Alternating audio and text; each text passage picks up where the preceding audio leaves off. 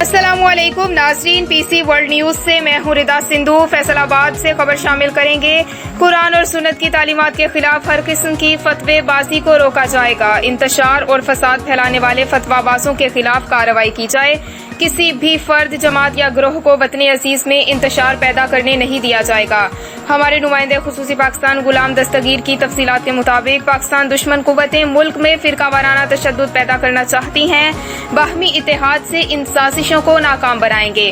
صوبہ پنجاب کے تمام شہروں میں امن کمیٹیوں اور تمام مکاتب فکر کے علماء اور مشائخ کے اجلاس منعقد کیے جائیں گے اور فعال بنایا جائے گا۔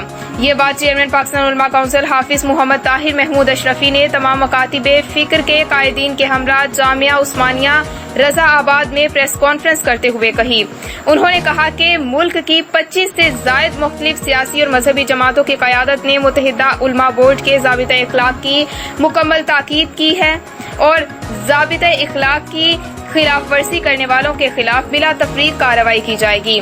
انہوں نے عوام الناس سے اپیل کرتے ہوئے کہا کہ اشتعال پھیلانے والے عناصر کی اطلاع مقامی پولیس اور انتظامیہ کو دیں۔